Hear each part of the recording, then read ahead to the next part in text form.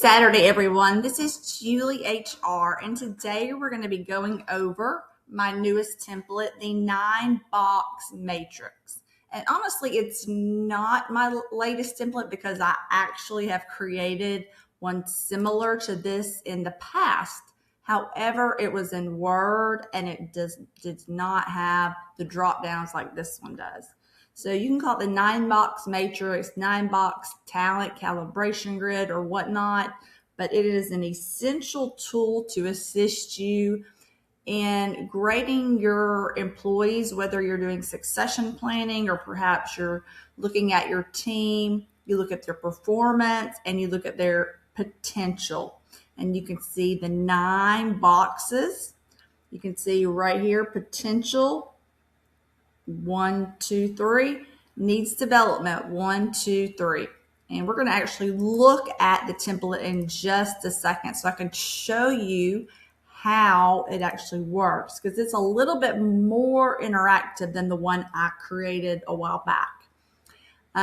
Benefits: identifies high potential talent, supports better talent decisions, strengthens succession planning, and simplifies talent calibration.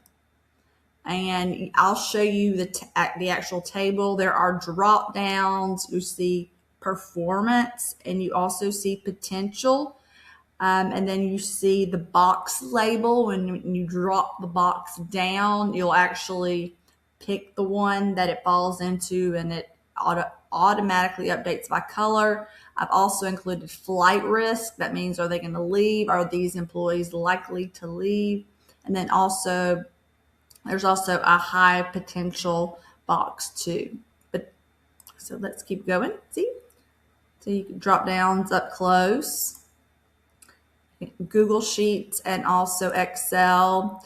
And I've created, as mentioned, drop down. So there's a drop downs tab and there's also an instructions tab.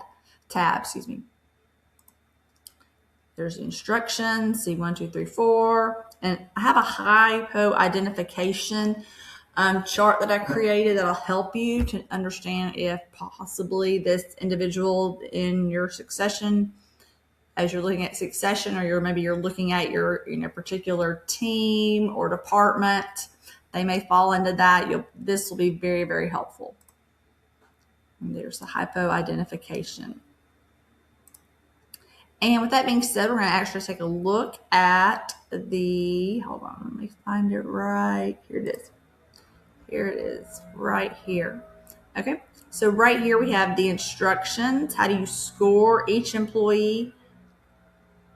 Review the visual 9-box talent grid. Use the drop-down tab for consistency.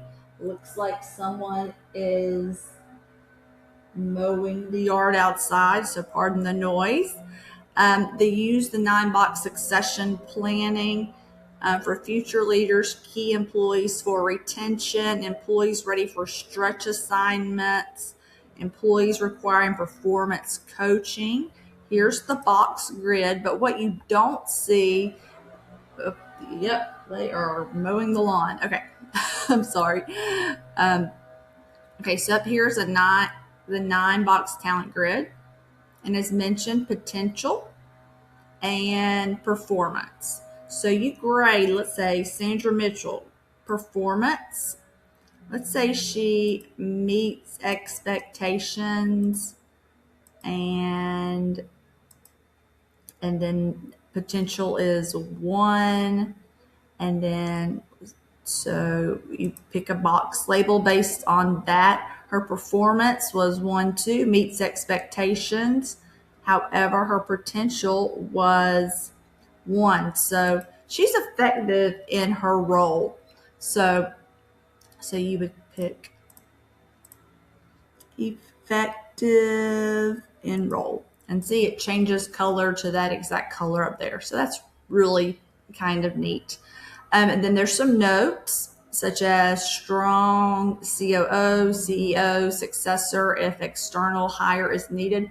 This is based off of a succession plan. So it has like directors and senior managers and higher. However, it can be easily done for teams.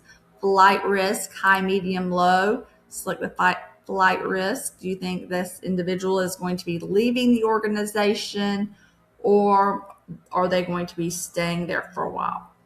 Now let's take a look at the drop downs. This gives you a really good idea about the definitions. See, star top talent, high potential, high performer, core contributor, and then flight risk, low. Employee is engaged, satisfied, and unlikely to leave.